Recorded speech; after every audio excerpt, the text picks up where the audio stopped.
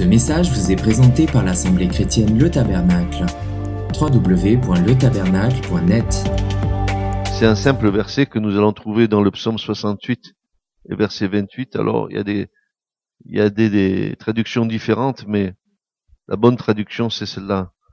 Ton Dieu t'ordonne que tu sois puissant, affermis, ô Dieu, ce que tu as fait pour nous. Et là, c'est un petit peu une interrogation parce que c'est un ordre qui nous prend un petit peu au dépourvu, compte tenu de peu de puissance que nous constatons dans l'Assemblée du Seigneur. Peu ou pas de puissance dans nos églises. Peu. Pourquoi? Ce manque de puissance est le fruit de notre manque d'engagement concernant les affaires du royaume de Dieu. Dieu ne peut pas nous confier quelque chose si nous ne sommes pas engagés de cœur avec lui. Pour manifester la puissance de Dieu, c'est quelque chose que Dieu ne délègue pas comme ça. Vous comprenez bien qu'il ne mettrait pas sa puissance entre les mains de n'importe qui ou de n'importe quel chrétien, entre parenthèses, comme on fait, vous savez, dans le monde, les chrétiens comme ça, entre parenthèses. Il ne accorderait pas sa puissance à n'importe qui. Ce manque de puissance est le fruit de notre manque d'engagement concernant les affaires du royaume. Nous sommes tellement préoccupés par notre mode de vie terrestre que nous n'avons peu ou pas conscience de cet état de fait. Comment Dieu pourrait-il déverser sa puissance ou la confier là où règne la tiédeur et le péché?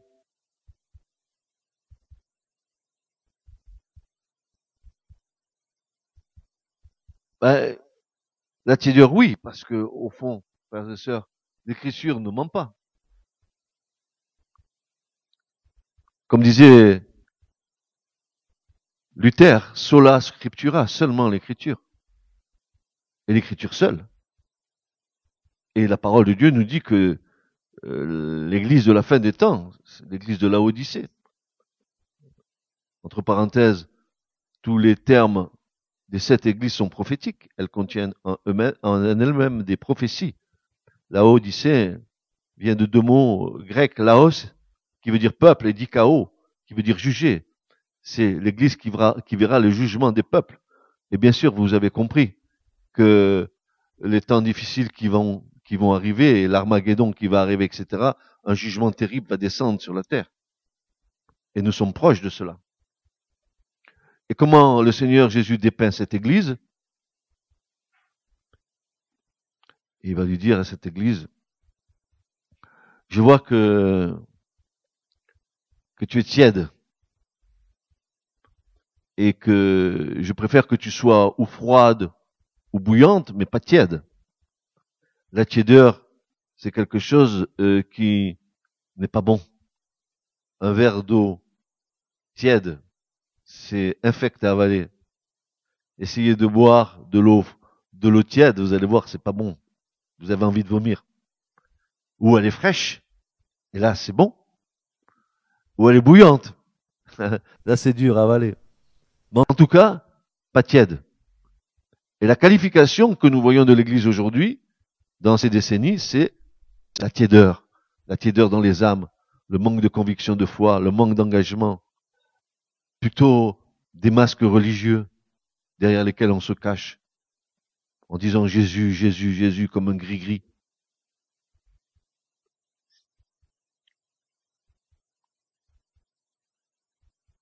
Comment Dieu pourrait-il déverser sa puissance ou la confier là où règne la tiédeur et le péché? On s'accommode du péché dans l'Église. On peut vivre en concubinage, c'est pas un problème.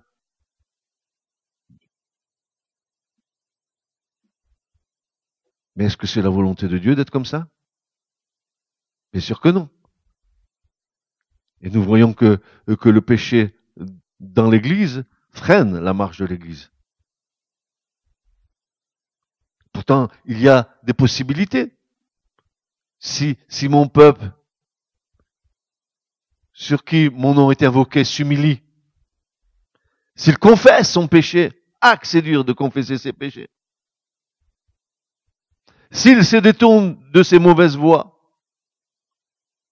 ben moi, je le guérirai. Je le délivrerai. Je le sauverai, dit l'Éternel. Mais le peuple ne veut pas. Le peuple préfère accomplir sa propre volonté que accomplir la volonté divine. C'est pour ça qu'il y a de la tiédeur. Oh, la tiédeur, frères et sœurs, c'est une forme d'apostasie. C'est une forme de reniement de la foi. Oh, personne ne, chez les chrétiens, prenez n'importe quel chrétien et vous lui demanderez, est-ce que tu renies Jésus? Ils diront, mais non, Jésus, tu parles, Jésus, je peux pas renier Jésus, je suis dans l'église Intel. Et ça leur suffit de dire qu'ils sont dans une église pour ne pas renier le Seigneur, mais c'est pas ça. C'est pas ça. C'est que tu peux confesser le nom du Seigneur et ta façon de vivre est un anti-témoignage de ce que tu proclames de ta bouche. Tu peux dire, j'appartiens au Seigneur, Jésus est mon sauveur, et puis, dès que tu sors de là, tu vis comme dans le monde.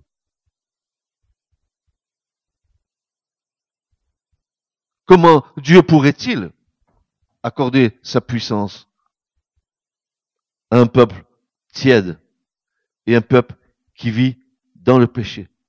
Ce verset-là, ton Dieu t'ordonne que tu sois puissant, il nous peut nous paraître inaccessible. Pourtant, frères et sœurs, il peut devenir une réalité vivante.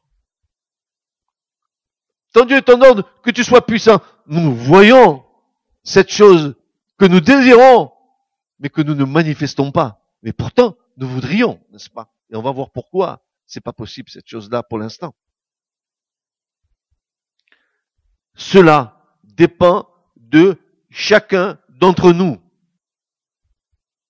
Car Dieu s'adresse à tous. Mais la décision appartient à chacun d'entre nous. Et on va voir quel type de décision nous devons prendre. Ton Dieu t'ordonne. Est-ce que tu crois que tu peux discuter? Quand Dieu ordonne, ça veut dire que Dieu commande. Le mot qui est là en hébreu, c'est tsava. Adonai Tsevaot, l'Éternel des armées. Tu connais, Philippe, c'est commandement. Tu fais ça, tu dois le faire. On t'ordonne, tu le fais. Et ton Dieu t'ordonne que tu sois puissant. Pourquoi? Mais pourquoi? Parce qu'il faut que la manifestation du royaume de Dieu se fasse sur la terre.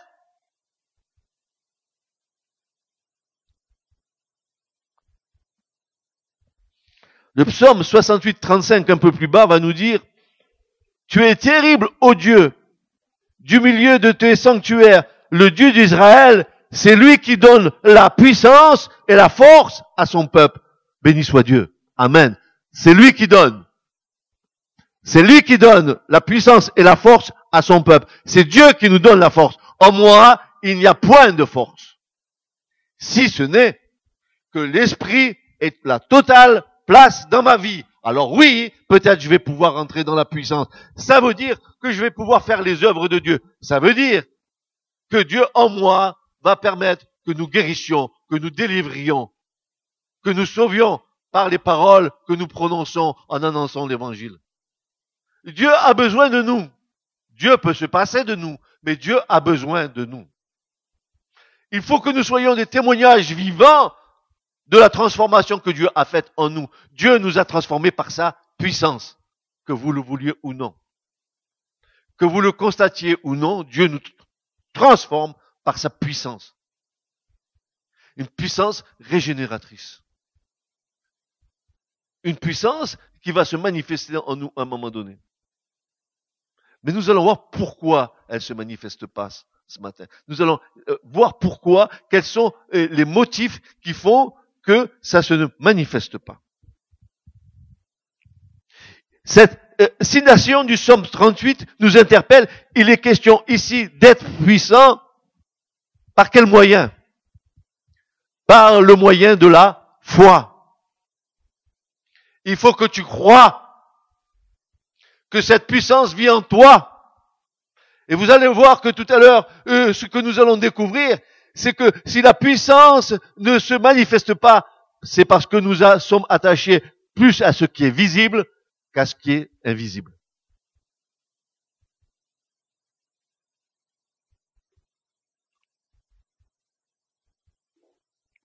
Jésus a mis très souvent l'accent sur la foi. À chaque miracle de guérison, à chaque miracle de puissance de guérison, il ajoutait un commentaire tel que « ta foi t'a sauvé ».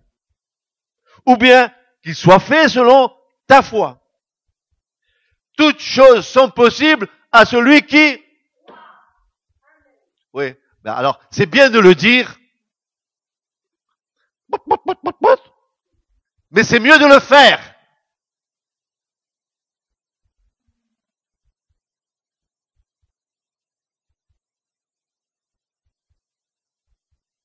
Parce qu'on peut sortir des chapelets d'amen,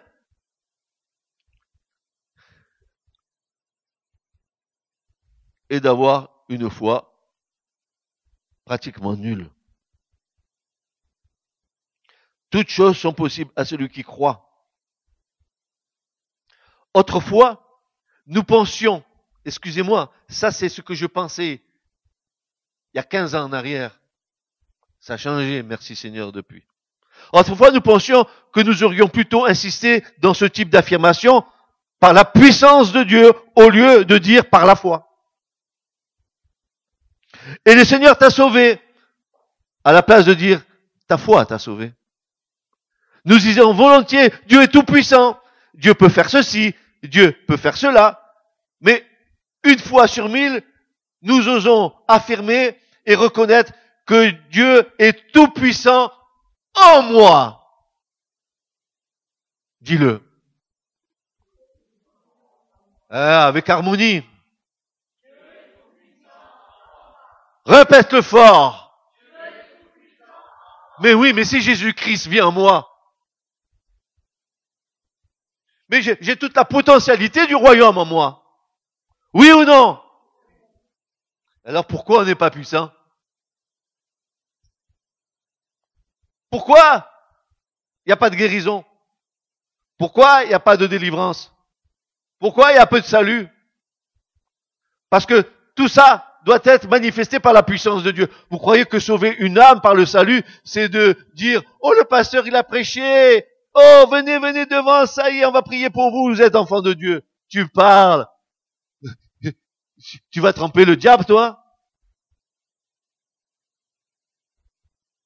Béni soit Dieu, le Père de notre Seigneur Jésus-Christ, qui nous a arrachés des ténèbres pour nous transporter dans le royaume du Fils de son amour.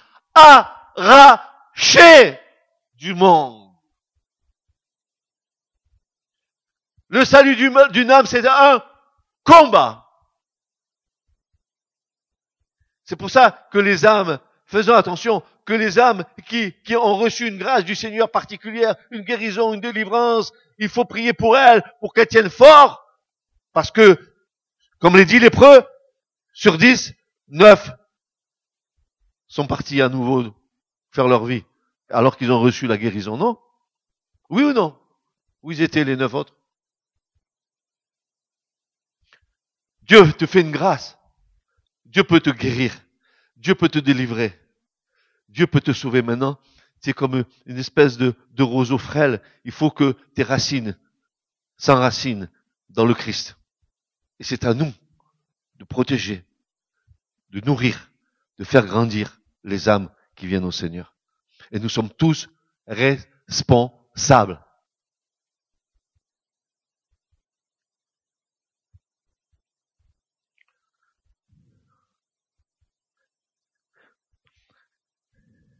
Mais une fois sur 1000, nous osons affirmer et reconnaître que Dieu est tout-puissant en moi et que Dieu fera ceci ou cela par moi. Par moi. Dieu peut le faire tout seul. Mais à quoi ça servirait si son peuple n'était pas capable de manifester les choses de Dieu? Dieu a dit à Israël, tu rentres, je te donne le pays. Alors tu crois qu'Israël, ils se sont mis sur la chaise longue, ils ont entendu que l'Éternel leur donne le pays. Il a fallu qu'ils prennent des armes et qu'ils rentrent et qu'ils bagarrent. Mais Dieu était avec eux. Comment 10 pouvaient anéantir 1000? si ce n'est que la puissance de Dieu était avec eux. Tu veux voir des guérisons? Tu veux voir des délivrances? Tu veux voir des choses extraordinaires de la part du Seigneur? Crois que la puissance qui est en toi peut le faire.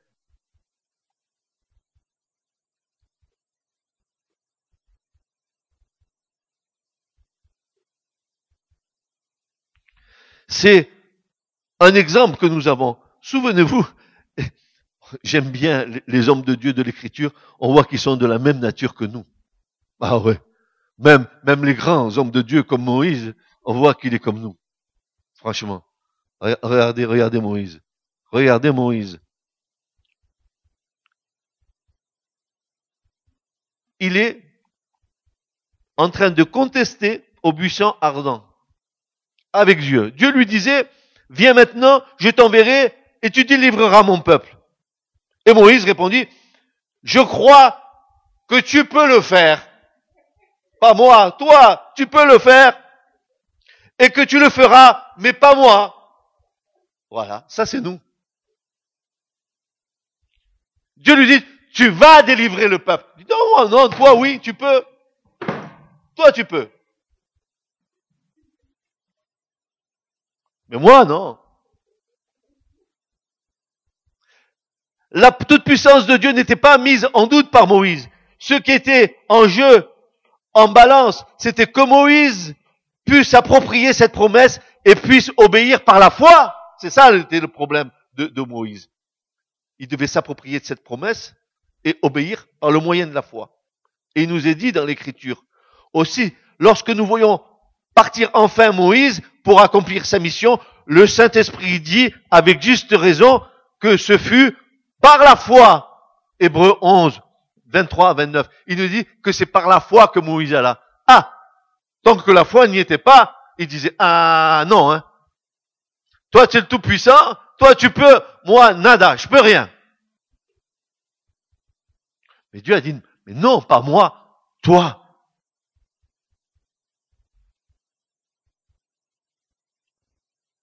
Et puis il va lui raconter une autre histoire.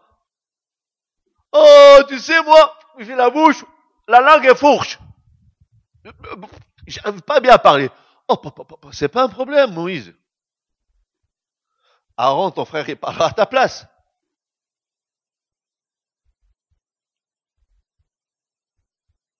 Combien de fois nous nous sommes défilés, n'est-ce pas? Comme si nous croyons que la guérison ou le miracle, le signe va venir par nous. On n'a pas réalisé le potentiel que nous avons parce que Christ vit en nous. C'est pas nous qui faisons, c'est Christ en nous qui fait. Et c'est ça. Pour moi, c'est pareil. Quand nous devons prier, pas moi, Seigneur, c'est toi en moi. Arrête, Francis, de te regarder. Si j'impose les mains, ça va être guéri, Seigneur. Mais arrête. C'est pas toi, c'est moi en toi. Arrête.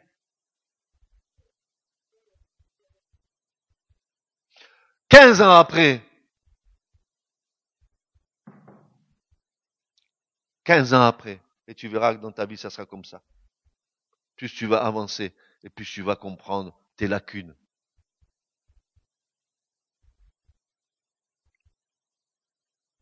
Si nous remontons à l'origine de notre faiblesse, nous voyons que notre autorité spirituelle est sapée à la racine parce que nous ne savons pas saisir la réalité de Christ en nous avec assez de hardiesse pour nous défaire du sentiment trompeur d'être séparés de lui, ce qui a pour effet nous affaiblir. Christ vit en moi, il n'est pas séparé de moi. Et si Christ vit en moi, alors Christ peut faire toutes les choses en moi et avec moi. Il suffit qu'il trouve la foi dans mon cœur.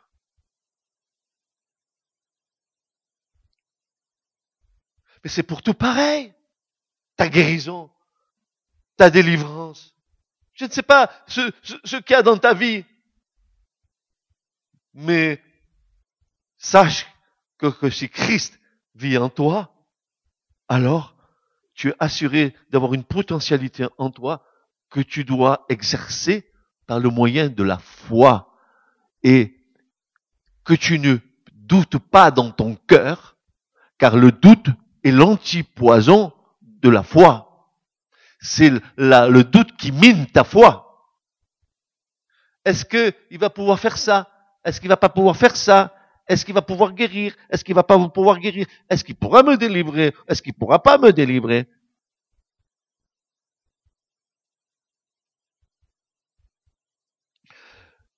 Nous connaissons Dieu seulement à distance. Sa présence dans la louange et l'adoration. Les attouchements de sa grâce sur nos vies. Des visitations qui viennent et qui s'en vont. Nous sommes rassurés par la confiance en son œuvre expiatoire et quant au futur de la vie éternelle. Cela fait partie de notre acquis de la foi.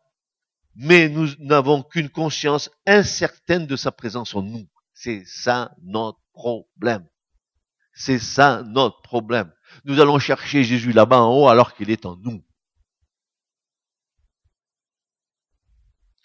Christ en nous, l'espérance de la gloire. Il est en nous. Dis, il est en moi. Dis, il est en moi. Et tu le répètes, dis, il est en moi. Alors je puis tout par celui qui me fortifie.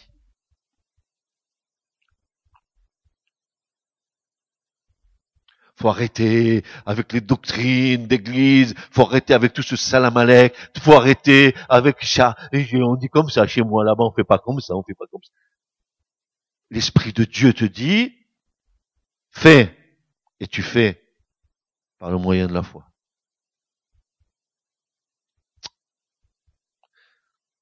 Aïe, aïe, aïe. Quel combat, frères et sœurs, quel combat, mais quel combat. Quel combat. Frères et sœurs, la vérité qui nous transforme est celle de notre union avec lui. C'est cette vérité qui nous transforme. Celui qui s'attache au Seigneur est un seul esprit avec lui. Est-ce que nous pouvons décrire une union effective avec plus de réalisme que cela? Je suis uni avec lui. Celui qui s'unit avec une prostituée fait un seul corps avec elle. Celui qui s'unit avec le Seigneur fait un seul esprit avec lui. Un seul esprit. Dis, un seul esprit avec moi. Un seul esprit. Je suis un seul esprit avec le Christ.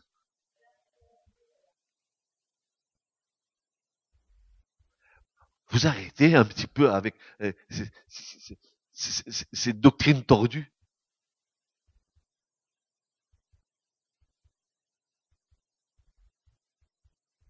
Nous avons sa pensée. Nous avons sa puissance. Si toute la puissance est en lui, alors toute la puissance est en nous. C'est pas logique. Est-ce qu'il vit en toi, mon frère? Oui. Alors, sa puissance est en toi. Il est puissant ou pas? Bon, tu vas pas me dire qu'il n'est pas puissant. Il a créé les mondes.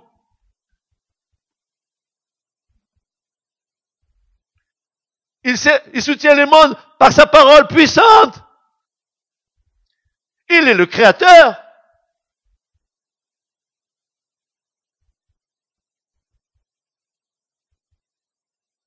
Et il vit en toi. Il vit en toi.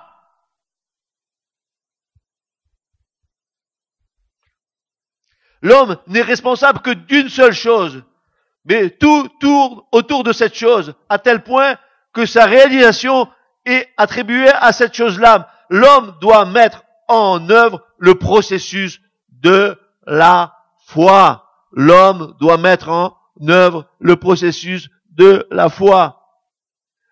Ainsi en est-il, la pensée de la foi exprimée par la parole de la foi aboutissent à la substance créatrice de la foi.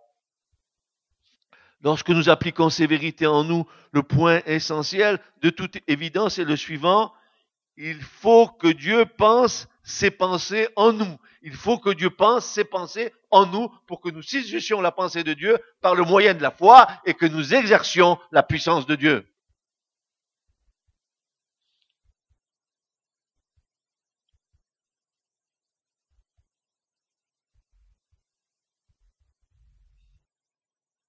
Alors il est primordial que ces vérités deviennent réalité. Nous avons la pensée de Christ. Alors ces réalités deviennent puissantes. Nous avons la pensée de Christ. Si Christ vit en nous, j'ai la pensée de Christ. Et si cette pensée m'est transmise par le moyen de la foi, alors je vais créer les actes de puissance que Dieu veut que je crée. Si j'ai saisi la pensée de Christ ce matin qui me dit « Va, prie pour ta sœur là-bas », et que moi je vienne vers ma sœur et que je prie pour elle, alors je vais croire dans mon cœur que la puissance de Dieu peut faire quelque chose pour ma sœur. Et c'est ce qu'on va faire tout à l'heure. Martial, va prier pour toi. Pourquoi? Parce que Dieu veut te guérir. Dieu veut te guérir. Est-ce qu'il peut te guérir? Est-ce que tu le crois?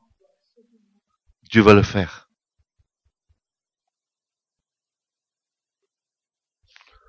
Pas Francis, pas Yvette. Christ en nous va le faire. Comme ça, nous, on est à notre place, c'est-à-dire à la dernière, tout à fait en bas. Et c'est Christ qui resplendit au milieu de nous. Ça n'a rien à voir avec l'homme.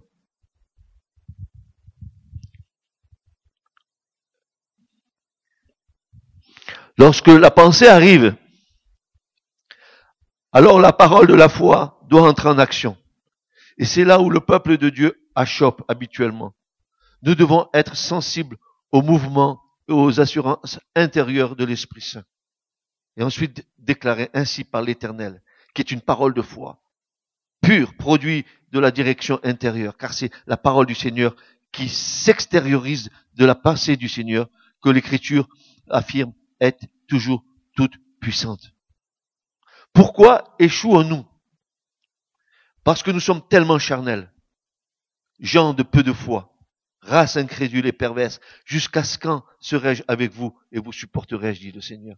Car le charnel ne peut être que sous l'influence du visible, du tangible, du temporaire, au lieu de l'invisible, de l'intangible et de l'éternel. Oh, frères et sœurs, quand Jésus, si nous voyons un aveugle, nous voyons la condition de l'aveugle. Si nous voyons quelqu'un avec la main sèche, nous voyons la main sèche. Mais Jésus, lui, voyait la puissance de Dieu agir. Plutôt que ce qu'il voyait dans le visible, c'est ce qu'il voyait dans l'invisible qui était important.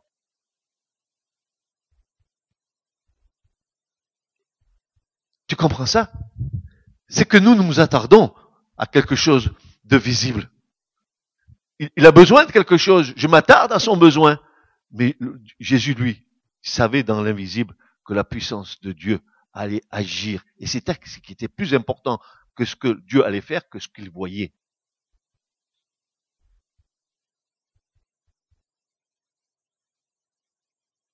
Écoute, tu es responsable de ce que tu entends ce matin. Hein. Tu ferais bien au lieu d'écouter, de prêter l'oreille. Ça serait bien mieux. Parce que dans les circonstances de ta vie, tu fais face à ces problèmes, tu comprends? Et si tu n'agis pas conformément à l'ordre de Dieu, quand Dieu te dit, je t'ordonne que tu sois puissant. Si tu commences à dire, moi je suis rien, moi j'ai pas de foi, moi je peux pas, moi je suis rien, et tu es en train de dire, mais Christ ne vit pas en moi à ce moment-là. Oui ou non?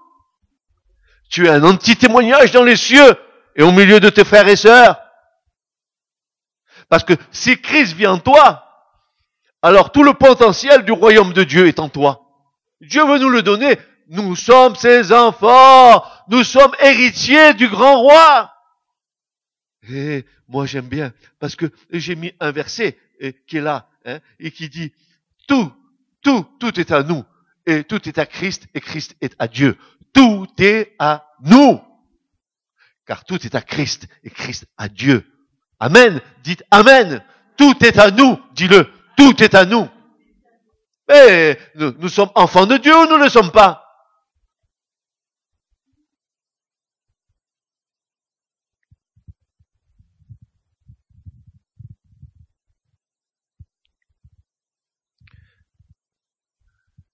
Nous n'arrivons pas à jeter un pont sur l'abîme qui sépare en nous les pensées de Dieu et la parole divine de foi parce que nous sommes liés par la domination du visible.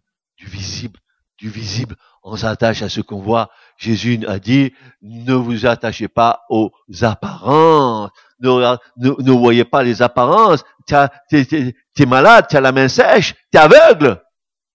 Mais dans l'invisible, la puissance est disponible pour que ce que tu vois devienne une réalité dans l'invisible. C'est-à-dire que tu fais appel à la puissance de Dieu qui est en toi pour voir la guérison s'accomplir. Si tu regardes et que tu dis, comment je vais faire pour qu'il soit plus aveugle, tu as échoué. C'est foutu. Terminé. Tu as lié les mains de Dieu. Tu n'as pas fait confiance au Seigneur. Tu es même un anti-témoignage dans les cieux. Combien de fois j'ai entendu dire, oh, je suis comme ça, oh, je peux pas, je suis comme ça. Et où est Christ dans ta vie? Dis-moi où il est, Christ? Dis-moi où est Christ dans ta vie si tu as de telles réflexions.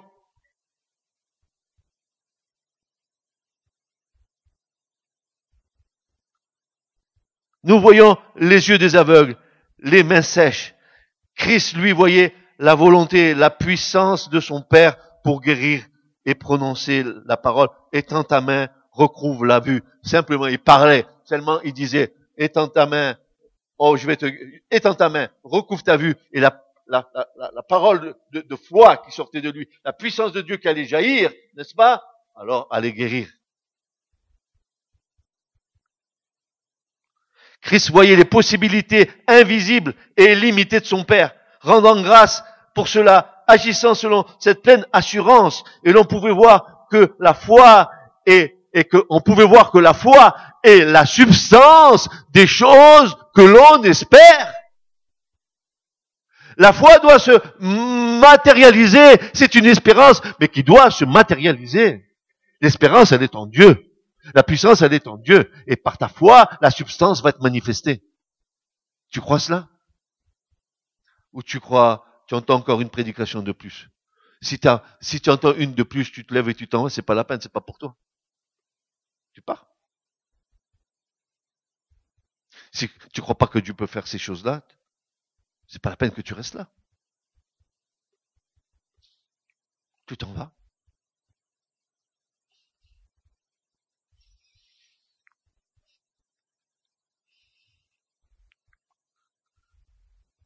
Nous comprenons maintenant que le seul grand ennemi de la foi, réside en nous. Nous, moi. C'est lui qui est mon ennemi. C'est mon moi. C'est moi. C'est pas toi, c'est moi. C'est pas le diable, c'est moi. Il y en a assez, avec le diable, au passage, ne lui donnez pas plus d'importance qu'il n'a, Faut arrêter avec ça, Nous comprenons maintenant que le seul grand ennemi de la foi réside en nous et non dans les circonstances extérieures. C'est la peur des choses visibles. C'est la peur des choses visibles. Nous n'avons pas à demander la foi, mais nous l'avons à exercer la foi. La foi, nous l'avons. C'est un don de Dieu. C'est par grâce que vous êtes sauvés par le moyen de la foi. Vous n'y êtes pour rien. C'est un don de Dieu. Alors exercez la foi. Arrêtez. Mais arrêtez. Pourquoi demander ce que nous possédons déjà? N'est-ce pas? Si le chef et le consommateur de la foi est en nous, nous possédons toute la foi qu'il nous faut utiliser. Si le chef et le consommateur de notre foi vit en nous, nous avons toute la foi qu'il nous faut utiliser. Nous devons déclarer que ce que nous désirons, c'est-à-dire son désir en nous va se produire, ajouter la parole de la foi à la pensée de la foi, c'est là que se livre le combat. Nous avons peur que quelques géants nous paralysent. Le doute, l'incrédulité, la crainte, toutes ces choses. Je prie, et est-ce que ça va marcher? Allez, ça y est, c'est foutu. C'est foutu. Je vais prier, est-ce que c'est foutu? Mais ose. La foi, c'est tu oses. Tu oses. Tu oses. Tu oses, mon frère, ma sœur. Tu oses. Osons la foi.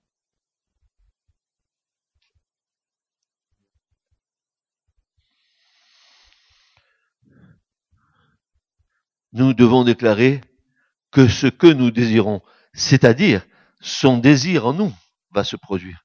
Et quand ce désir va venir, quant à la prière pour la guérison, si ce désir se produit en nous, sachons que c'est Dieu qui l'a créé en nous et que nous allons accomplir sa volonté, que nous allons prier. Non, ce matin, je vous le dis en vérité, hein, s'il y a des malades au milieu de nous, ils ne devraient pas être malades.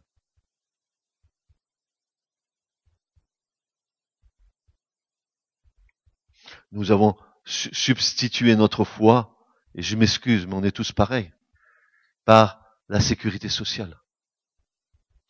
Un piège du diable. Ah, bien sûr qu'on a besoin des médecins, je dis pas non, hein, frères et sœurs. Attention, hein, ne me faites pas dire ce que... Mais quand même, au lieu de placer le médecin en premier, nous devrions passer le Seigneur en premier.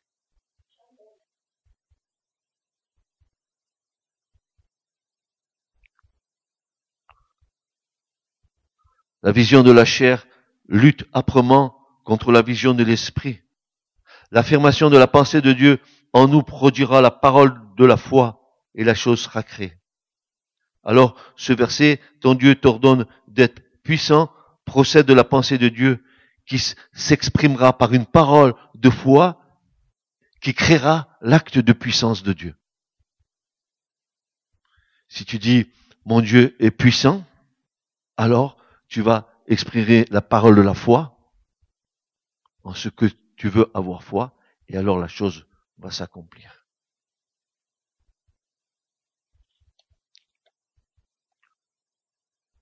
Alors maintenant, frères et sœurs, il nous faut revenir à des choses bien précises.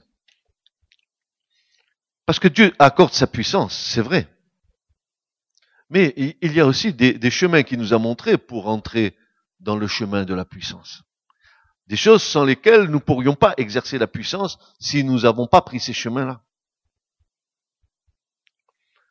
D'abord, il nous faut être puissant en parole. Je m'explique, attention, pas blablabla, blablabla, blablabla. Le frère il est comme ça, la sœur elle est comme ça, elle est moche, elle est pas belle. Non, non, pas ça, je parle pas de ça.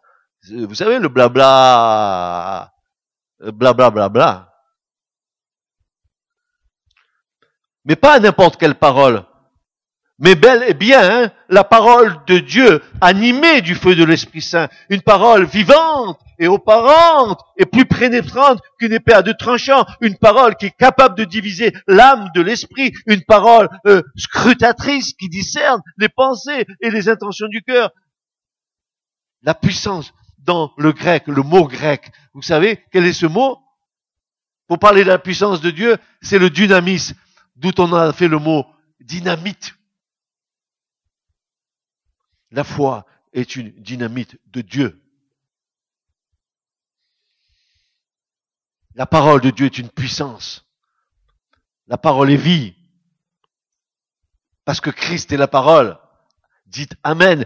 Il est le même ras de Dieu. Il est la parole incréée de Dieu. Il est le logos de Dieu. Il était Dieu. Il était auprès de Dieu. Il est sorti du sein du Père. Il est venu créer. Il est venu créer. Il est venu créer. Il est venu. Le Saint-Esprit. Volé comme un aigle. Raraf. Il voyait la création. Quelle est cette puissance? Quel est ce Dieu?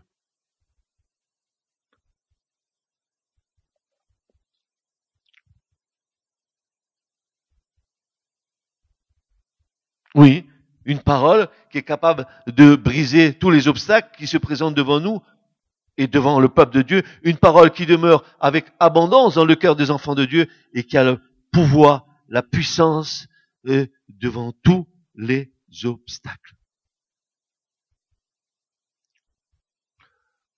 C'est Paul qui va dire que la parole de Christ habite richement dans vos cœurs.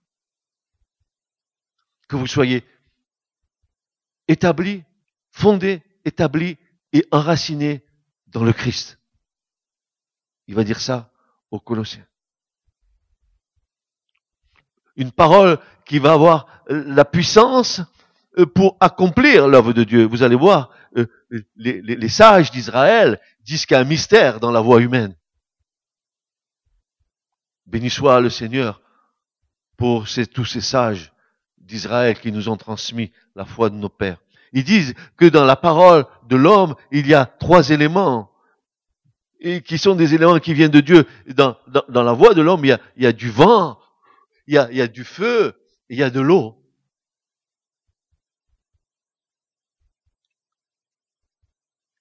Et quand Dieu dit quelque chose, qu'il parle, alors sa parole, elle va créer. Mais quelle est cette parole? Ben, c'est le Christ. Quand Dieu dit quelque chose, Dieu va exprimer sa pensée par une parole. Et cette parole qui jaillit, c'est Christ. Dites Amen.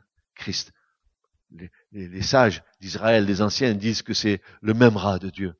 Memra, c'est la parole incréée de Dieu. Pas une parole créée, une parole incréée. Une parole incréée. Nul n'a vu le Père si ce n'est celui qui a jailli du sein du Père. La parole, pas créée, mais engendrée. Non pas créée, mais de même nature que le Père. Le symbole de Nicée, consubstantiel au Père, de la même nature que le Père. La parole, qui est le resplendissement de la gloire du Père, qui est l'empreinte de sa substance, qui est le caractère même du Père. Celui qui m'a vu a vu le Père.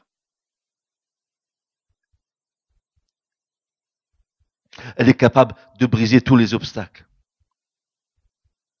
qui se présentent devant nous et devant le peuple de Dieu.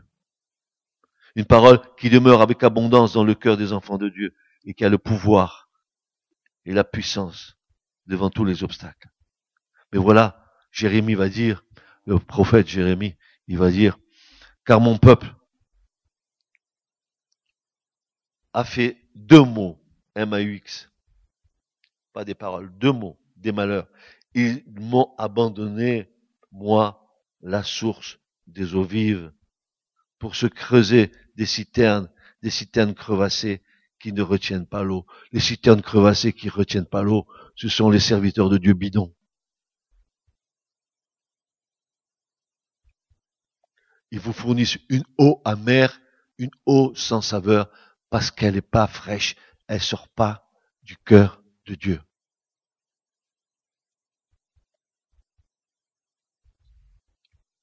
Une parole abondante, une parole rafraîchissante, une parole qui va rentrer dans ta vie, qui va te donner de l'élan, qui va te donner un nouvel avenir, qui va permettre de transformer ton cœur, tes pensées, une parole de vie.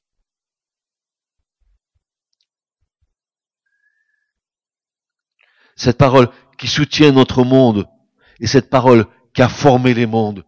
Christ a formé les mondes visibles et le monde invisible. Tout a été créé par lui et pour lui. Dites Amen. Et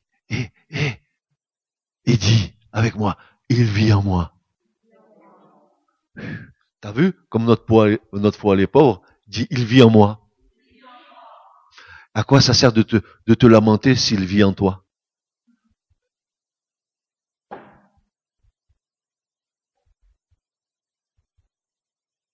Ou tu fais Dieu menteur?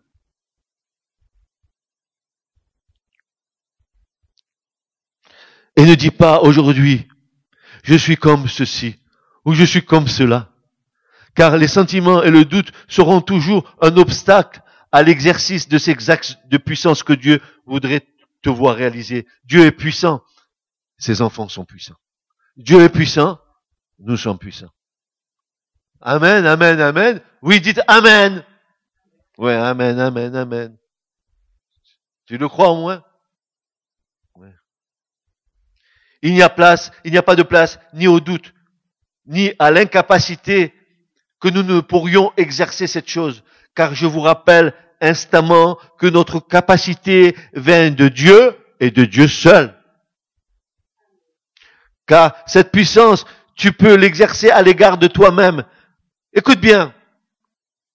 dans tes problèmes quotidiens, dans tes relations tendues avec autrui, dans tes tensions familiales.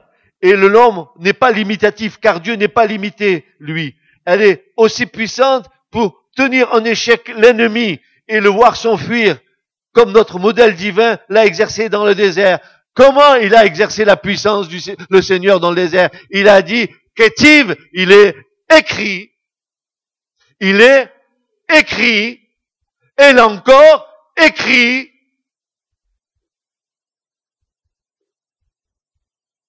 Car le ciel et la terre passeront, mais mes paroles, dit le Seigneur, ne passeront point.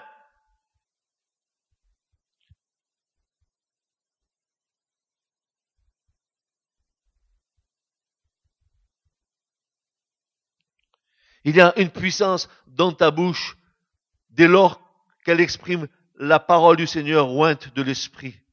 Alors, tu peux créer, excuse-moi mon frère, ma soeur, voilà ce que tu peux créer. Tu peux créer par cette parole qui sort de ta bouche et qui est ointe par l'Esprit. Tu peux créer la guérison, tu peux engendrer la vie, tu peux exercer la délivrance des âmes, tu peux libérer les captifs, tu peux délivrer les prisonniers, tu peux guérir les cœurs brisés. Nous sommes entrés dans l'héritage.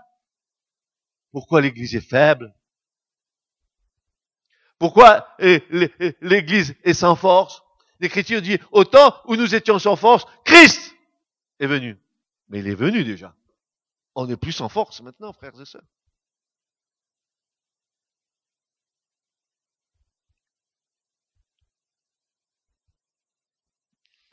Toutes choses sont à vous. Et vous, à Christ.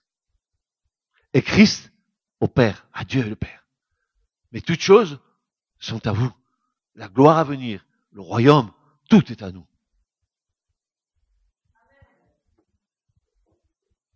Tu es en train de t'enquiquiner avec ton compte en banque. Tu es en train de t'enquiquiner avec tes affaires. Ah, si simplement tu avais la foi pour croire que le Seigneur, il peut faire les choses. Ah, si seulement tu avais un peu de foi dans ton cœur, dans ta vie, pour croire qu'il est tout-puissant, pour débloquer n'importe quel type de situation.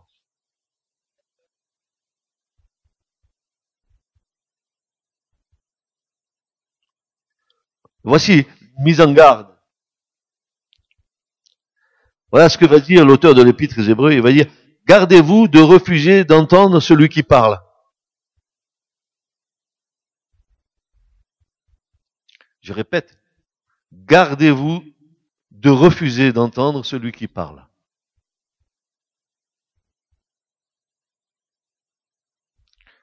Car si ceux-là n'ont pas échappé, qui refusèrent d'entendre, celui qui publiait les oracles sur la terre, combien moins échapperons-nous si nous nous détournons de celui qui parle du haut des cieux, lui dont la voix alors ébranla la terre et qui maintenant a fait cette promesse, une fois encore, j'ébranlerai non seulement la terre, mais aussi le ciel. Alléluia. Quelle puissance notre Dieu. Qu'est-ce que c'est que ton problème? Je t'en supplie. Ces mots, une fois encore, indiquent le changement des choses ébranlées comme étant faites pour un temps, afin que les choses inébranlables subsistent. C'est pourquoi recevons un royaume inébranlable. Montrons notre reconnaissance en rendant à Dieu un culte qui lui soit agréable, avec piété et avec crainte, car notre Dieu est aussi un feu dévorant. Puissant en parole, mais aussi puissant en acte. Parce que ça suffit pas de dire la parole. Il faut que la parole, elle prenne vie dans l'acte. Ouais. Puissant en démonstration, en acte. Voici ce que dit le psaume 77, du verset 14 au verset 20. Voilà ce que le psalmiste est en train de confesser. Toi, tu es le Dieu qui fait des merveilles. Amen. Amen et amen. Toi, tu es le Dieu qui fait des merveilles. C'est-à-dire, le mot en hébreu, pélé, ici, veut dire, tu fais des choses extraordinaires et des fois des choses qui sont dures à comprendre. Tu as fait connaître ta puissance Puissance, c'est oz en hébreu. Comme, ah oui, c'est beau, oh que c'est beau. Comme la colonne, une des colonnes qui est dans le temple de Salomon qui s'appelait Boaz, qui veut dire la force est en toi. C'est intéressant que si la force était dans le temple de Salomon au travers d'une colonne, parce qu'il y avait deux colonnes, il y a Joachim et il y avait Boaz, nous sommes assurés que cette force qui était dans le temple de Salomon, elle est également dans l'église du Seigneur.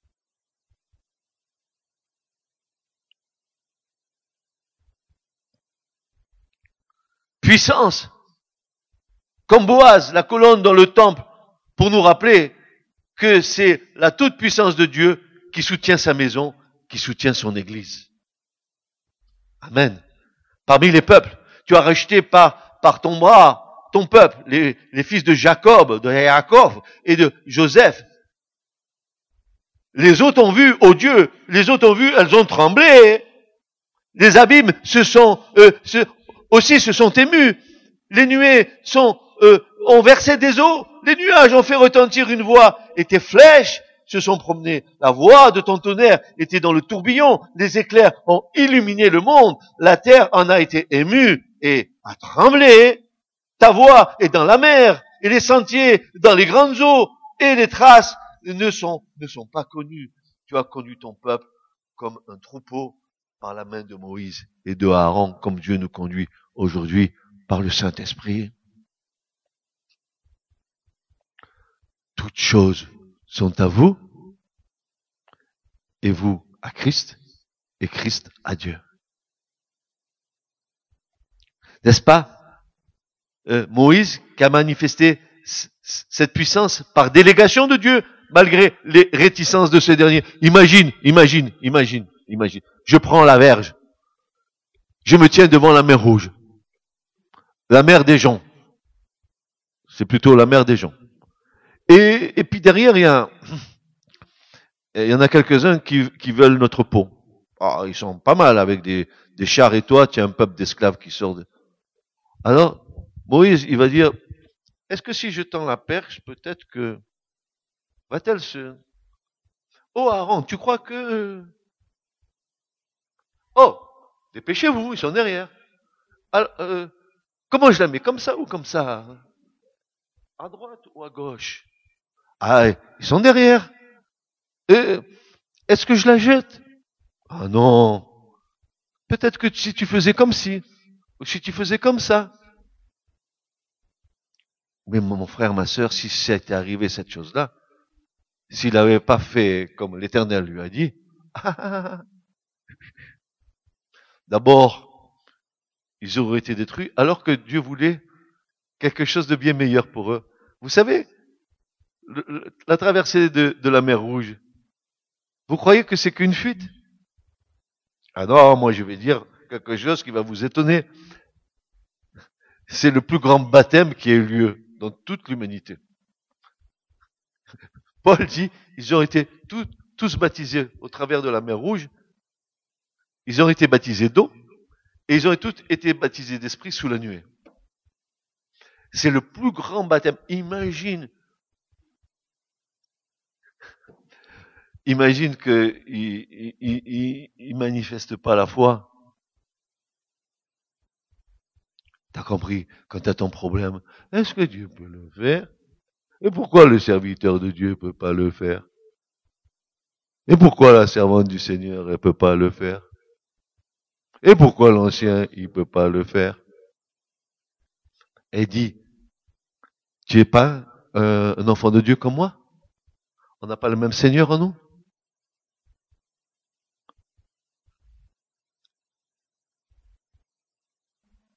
On n'a pas le même Seigneur. Non? Et ce qu'il fait avec moi, il ne peut pas le faire avec toi? C'est une question de quoi alors? Ça y est, on commence à comprendre. Nous devons constater qu'en nous, il n'y a point de force. Mais qu'en Dieu, tout est possible à celui ou celle qui croit. La prière de ton peuple ce matin, c'est « Ô Dieu, augmente notre foi. Et tels étaient aussi les disciples et les apôtres du Seigneur. Zéro, zéro, zéro, zéro, tant que la Pentecôte n'est pas descendue, zéro, zéro et plus que zéro. Il a fallu que les langues de feu viennent sur eux. Non, non, pas sur eux. Qui me reprend ce matin? Non, non, qui me reprend? Il est dit dans l'Écriture que les langues de feu sont venues sur chacun d'entre eux. Pas sur eux, mais sur toi, sur toi, sur toi, sur toi, sur tous ceux qui étaient dans la chambre haute. Ça veut dire, l'Esprit de Dieu nous montre que nous avons le même esprit. Et nous avons le même esprit. Et nous avons le même Seigneur. Maintenant, il faut que nous ayons la même foi. La même foi. Dès lors que les langues de feu se sont posées sur chacun d'eux et non sur eux, nous laisse entendre que chacun individuellement reçut cette puissance qui leur fut déversée et les rendit capables d'accomplir tous les miracles et tous les prodiges que l'Écriture nous a décrits. Vous vous rappelez, j'ai ni or ni argent. Mais ce que je vais te donner au nom du Seigneur Jésus. Ah voilà. Allez maintenant, lève-toi et marche. Et voilà, il se lève et il marche. Voyez-vous, ce n'est pas l'apanage d'un individu qui aurait une onction particulière, non. Nous connaissons cette promesse par la bouche du prophète Joël qui nous certifie que dans les derniers jours, que Dieu répandrait son esprit sur toute chair. C'est pas l'apanage des ministères, c'est l'apanage de chaque enfant de Dieu. Chaque enfant de Dieu qui manifeste la foi dans son Seigneur, qui croit que Christ vit en lui, que cette puissance est à sa disposition. S'il a le désir dans son cœur, à un moment donné, d'accomplir une chose, Dieu le fera. Dieu le fera. Tout est à nous, et nous à Christ, et Christ à Dieu. La puissance de Dieu va de pair avec sa gloire. Et nous sommes des vases d'honneur qui transportons cette gloire dans nos vies. Hein? Les Lévites, ils transportaient les vases de l'Éternel. C'était leur gloire de transporter les choses de Dieu. Et toi, qu'est-ce que tu transportes dans ta vie? Dans ton vase, qu'est-ce qu'il y a? Qu'est-ce qu'il y a dans ton vase? La foi? Ou tu es imbu de ta propre personne? Qu'est-ce qu'il y a dans ton vase? Tu crois que avec ça va te suffire de paraître devant le Seigneur? Je crains fort que tu te trompes. La foi, c'est quelque chose qui doit habiter dans nos cœurs. C'est pas quelque chose qui est épisodique. On a besoin de la foi à tout moment de notre journée. À tout moment de notre journée. Dans les choses de la vie courante, on a besoin de la foi. On a besoin que Dieu dirige nos affaires. On a besoin que Dieu nous conduise dans nos affaires. On a besoin que Dieu nous donne des directions dans nos affaires. On n'a pas besoin de la foi uniquement dans l'église. On a besoin de la foi quotidiennement, dans chaque axe de notre vie. Et si tu te sers de Dieu uniquement pour les problèmes qui t'intéressent, tu fais chou blanc. Tu vas voir que tu vas retarder l'œuvre.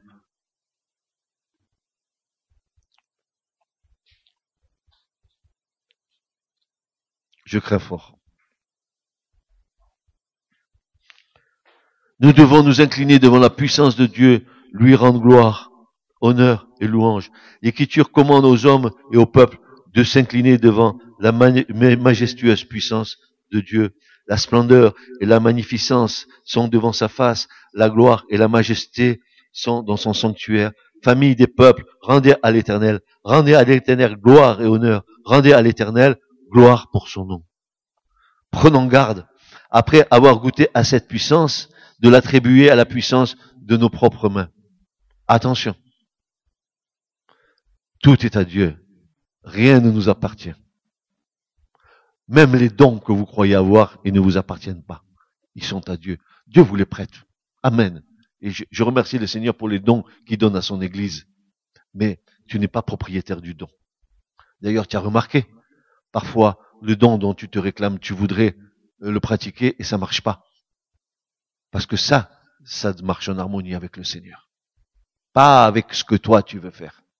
Et il est dit ceci, garde de dire dans ton cœur, Deutéronome 8, versets 17 à 20, garde de dire en ton cœur, ma force et la puissance de ma main m'ont acquis ces richesses. Souviens-toi de l'Éternel ton Dieu, car c'est lui qui te donnera de la force pour les acquérir, afin de confirmer, comme il le fait aujourd'hui, son alliance qu'il a jurée à ses pères. Si tu oublies l'Éternel ton Dieu, et que tu ailles après d'autres dieux, si tu les sers et tu te prosternes devant, je vous déclare formellement aujourd'hui que vous périrez. Vous périrez comme les nations que l'Éternel fait périr devant vous parce que vous n'aurez point écouté la voix de l'Éternel, votre Dieu. À toi, Éternel, la grandeur, la force et la magnificence, l'éternité et la gloire, car tout ce qui est au ciel et sur la terre t'appartiennent. À toi, Éternel, le règne, car tu élèves souverainement au-dessus de tout. Tu t'élèves souverainement au-dessus de tout. C'est de toi que viennent la richesse et la gloire. C'est toi qui domines sur tout. C'est dans ta main que sont la force et la puissance, et c'est ta main qui a le pouvoir d'agrandir et d'affermir toutes choses. Maintenant, ô notre Dieu, nous te louons et nous célébrons ton nom glorieux. Ne dis pas que ça t'appartient. Ne dis pas que les dons t'appartiennent. Moi, j'ai reçu le don de prophétie et blablabla, je prophétise comme une pipelette, du matin au soir. Où tu as vu ça, toi? Frères et sœurs,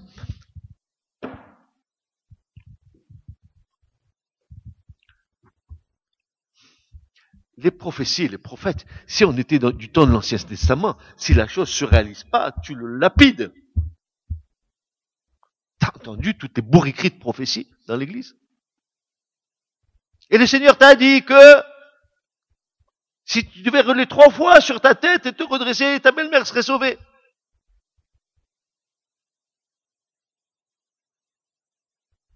Mais c'est de sortes de prophéties qu'on entend dans les églises, c'est n'importe quoi. Je dis pas qu'on dit de telles prophéties, mais vous savez, c'est pas loin d'être comme ça. Mais l'Éternel dit, mais si un prophète a prophétisé en mon nom, et si la chose qu'il a dite ne s'accomplit pas, qu'est-ce que vous faites? L'église devrait être remplie de morts. Quand tu donnes une espérance à quelqu'un par une prophétie, et que la personne s'attache à cette prophétie, que cette prophétie, elle ne s'accomplira jamais, parce que Dieu n'a jamais dit, tu te rends compte la responsabilité que tu as devant Dieu?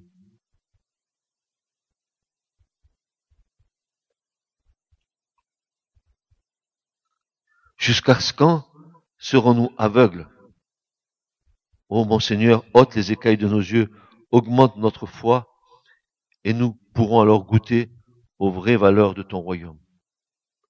Ainsi, ce verset, ton Dieu t'ordonne d'être puissant, procède de la pensée de Dieu, qui s'exprimera par une parole de foi, qui créera l'acte de puissance de Dieu. Amen. Amen, frères et sœurs. Ce matin, ce que je voulais vous dire, c'est que nous devons réaliser ce qui vit en nous.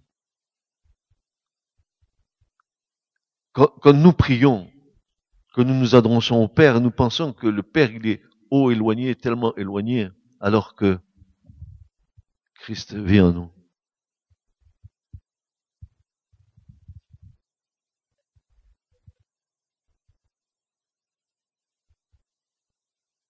Alors je comprends ce matin ce verset qui dit, ton Dieu t'ordonne d'être puissant. Ce message vous a été présenté par l'Assemblée chrétienne Le Tabernacle. www.letabernacle.net